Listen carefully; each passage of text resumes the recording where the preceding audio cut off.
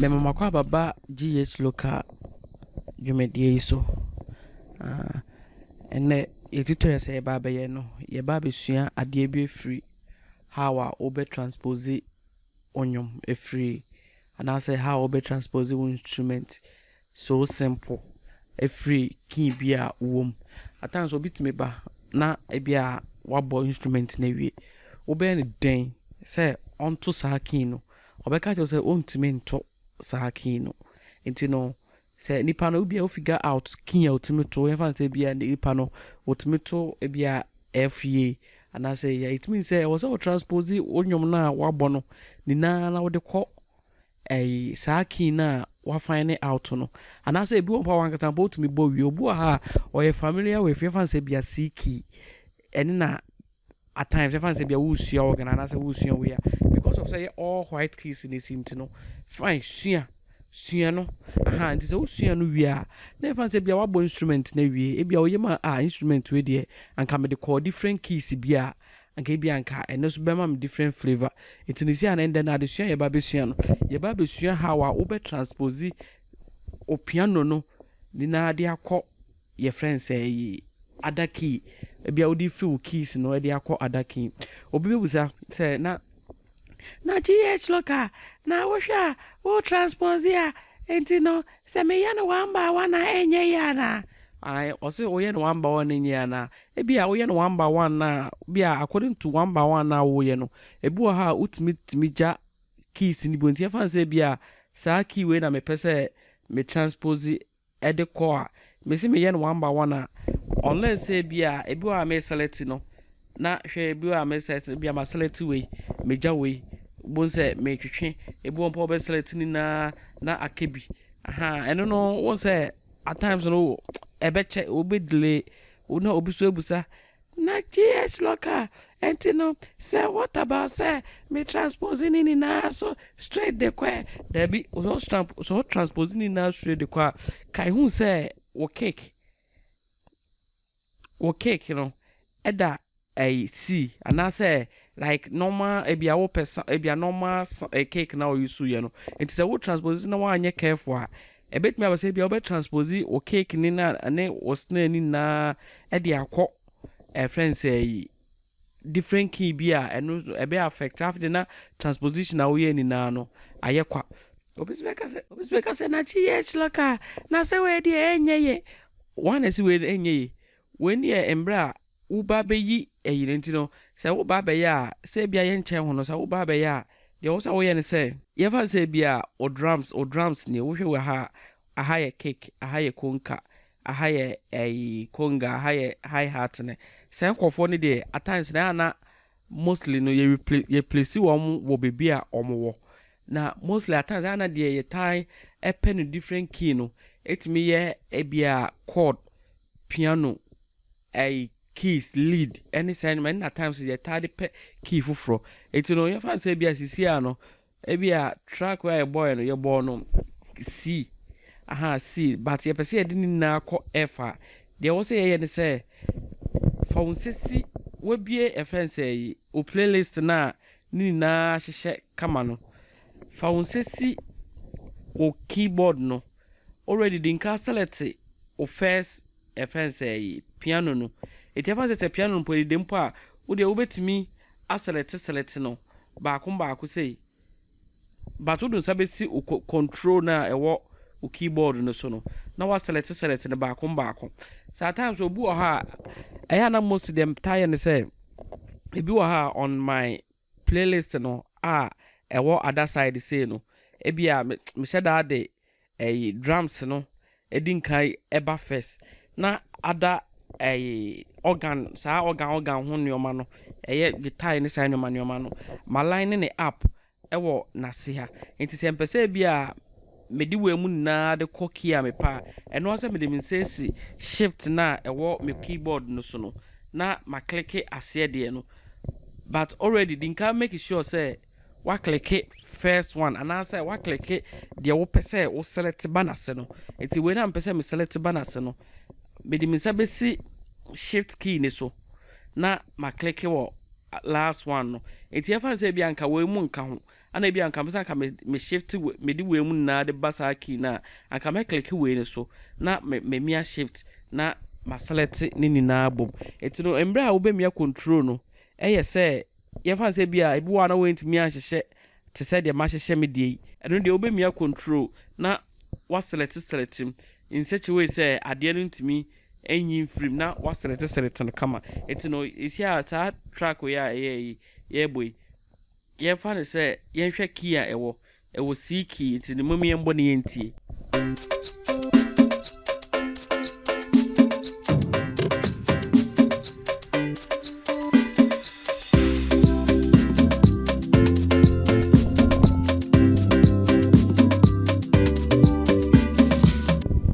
no so wohwe we a ewo C etino sisi an ye ba be transpose akọ F ana say other key bia all the related key bia ye pe bia no etino sisi a me select me first organ piano no na me mia shift no because say me the my line na pepepe or ase ntino na me mia shift ma select ni na eti select ni na ma right click so na ma call transpose it be called transpose a moma yensua ade kakra wo transpose ne ho kakra ansana ya yedin kan ya transpose in such way say ye beti ade na senti moma yenko piano roll ne so na yembie piano roll bia etino yemfa ne say bia me pese me transpose transpose no numbers numbers etino e wo say uhu enye say bia wo transpose a e wo say uhu e bia u skills and say there be but there be I will say key u first key no u first tonic key no na what kind keys do o pe say sa wo say efa say bia f and say key kura wo de ko no it never say bia sisi and me gina C say me gina C na me pe say me move ko e bia f it means say me kosura plus se me ba se a minus it means say person me call F I was say me kind any one say me kind skills I was say me kind key by key which is the half key and from F be 1 2 3 4 5 and it means say so if you see what kind 5 keys and sana what drew F so it and say bia me ba be 5 no also ebia na wo bo wo de no ebia wo bo no wo D so wo bo no wo D na se wo ka se wo kan akọ 5 so a ubeti ntino se wo bo no wo D na se ebia wo pe F a e wo se wo kan free D no which is 1 2 3 it was eno no ba be C 3 so aha nti mo mayemfa eho no emfa nto ye trim se wan tie ase a ubetumi abo video ni back na wahwe eho no ye kakra ana say o ba ase so a yefa say bia megina C na me feel say e bia me transpose me keys no dia ba ase a yefa say bia mpese me ba ase wo yi a it means say me kan me keys no enam say me ba ase into eno ne negative it me kan 1 2 3 4 5 6 7 8 it means say me ba 8 ewo transpose ne so enti mo ma yenko playlist ne so na yenko hwe enti no already me din can select ni na ansa na ye din kan akọ other side enti no mo ma yen right click na yenko transpose enti see and me pese me call F which is 5 enti mo ma me mbo 5 en fan she ho software no mo ye pa mo ye enti me bo 5 a it means as you see no me ma transpose me keys ni na free C e de akọ F it no already mu yembo nti ansa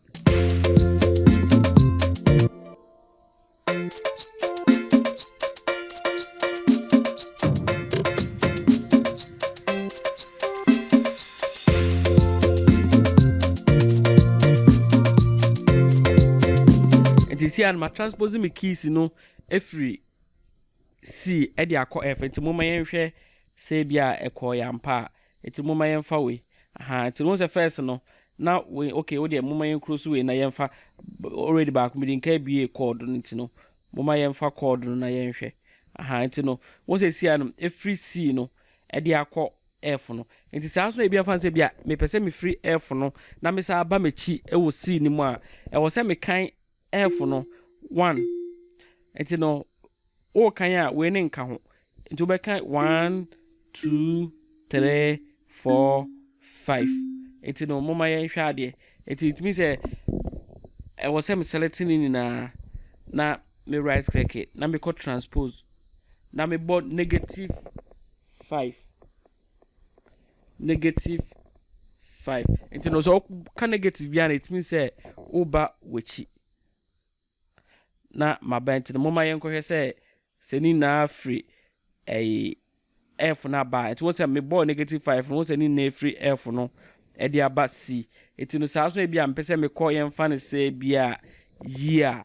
enti no yi na to so sen etoso 1 2 3 4 enti no me be say me ko yi a it means say me right click na ma ko transpose na ma bo said etoso 4 me bo 4 na ma bo 4 enti me bo 4 amoma yenko na yenko hwe it won say sisi a no me free yi ade abeto me free C abeto yi ma me nkyere made bi de se ne se o bo kisa ana se bia o hye piano a every day bia make sure say especially transposing no say o transpose instrument ana say scales bi e de akọ different scale a say o transpose onyom ana say o transpose o keys bi e de akọ different key a te say dem select ye no e wo say o make sure say de won bi a wo de organ boy bia no wa select enye sa na wonnim na wo select na wo je bia no krami anem ni onyom no be sa abochi nyom no obi to A minor na obi so bo D sharp enti no mo nhye ehone nso enti na ahyese a me ba be na me di nka kire mu the way a ekwan a obefa so aserete o tracks ni na in such way say ho betimi ahenha na say unko jebi entum asa wo jebi tuma it means say what e bia fan say bia we no e bia de wa hey na ma click we anyway na ma transpose e free ye fan say bia C a ana bia me de ko year it means say other ones na e wa ha no ni na akana na emu enko other keys ni bi aha ana sometimes ye fan say bia your instance a e bia na sa track we na say sa keys we no e bia nka we ni nko ano wo de ko octave a anka wo pe octave kire say wo free key we na wo kono either say octave top or octave down either say wo kono the same key e wo ne soro enti e bia mpese me free key we e ko key we ya octave and no me kan keys back nko 1 2 3 4 5 6 7 8 9 10 11 12 it means me kan 12 keys na me de akosa octave enti no so octave there so wo de e fan say bia instrument we na no wo de back ko octave there and there is acceptable on that way e fan say bia when no e fan say bia me pese me de already medical yi enti no mama yen san fambra original no your ball instrument no enti no ma me shift ma be me down ma select ni na enti no mama ndi nkan hwe eda yi enti yi no meba ase sen meba ase 1 2 3 4 meba ase 4 enti se meba ase 4 dia ene me shift ma select ni na ma right click ma ko transpose enti no se meba ase 4 dia it means se mebo -4 because me ba ase enti na me bo negative aka me cause rank me bo positive and asanka me mfa minus keys bia key minus bia mfa embe ni enti no moma me hwe se ya ba ya nema enti no sisi an masan aba down asa abesi manemu aha enti se efa se bia me transpose ba akopɛ bi na de akɔ bia ni octave dia eno de metimi a select ba ako enti na ma kyerɛ say octave here ufree key bi esa akɔ the same key wɔ ne soro ana say ufree key bi esa akɔ the same key ɛwɔ na se enti bia ufree fa say bia C5 a na bia wo kɔ C6 ufree C6 a ebia ubetimi aba ɛfa ne say bia C2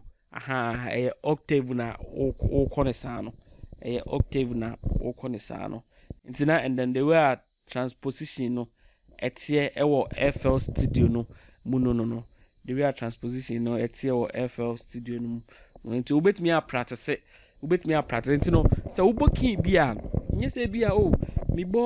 media si enti no me obia be yenwuma media ni there be wo de hyehyɛ instrument ni na awie ye bibia e wo si no is acceptable wo de ye bibia wo si no awie wo ye bibia wo si no wie a wa make wa hyehyɛ wa ye arrangement no sɛ monhwɛ how a ya arrange tracker wetimi akɔ channel no so saa video no wo so na wa ye wo ye news na wa fa na wo ba so a wo betimi akɔhwɛ beginning tutorial no sisi aso de ye sa de Cubase no esa be pay mo so na ideas e wo aha no the same ideas and e wo ho but just by say ho no enu bi hyehyɛ baby but ye be pulling in na back na ye de akyerɛkyerɛ na mutimi anya adesua no e de afiri wo eti no na sana transposition wo FL Studio mu no etie ana yɛmfa ne sɛ wobetimi a transpose so e de afiri channel rag ne so ene so no okwa channel rag ne so a na wa select the opposite o transpose no the opposite o transpose na wa select into select na okọ arrow na wa ha na ubon se ubehu transpose selected nti no obo ne hyem a te se de me kyerɛ wo na but won se wo ye ne wa ha na ebeye baako te se wo ye we wi a wasan abeye we wasa abeye na what about say wo je bitume ana time factor na wa consider time factor nti wo consider no so wi a in such way say wo beye ha wo beye ha enti na me say mon subscribe na mon share mo share nko na ye hu say subscription na ekoso a eno no video na ebede beba hyehyehyew e de amamo e beba hyehyehyew de amamo enti no na I hope say ene de me de mo ebesia for ene tutorials no me damase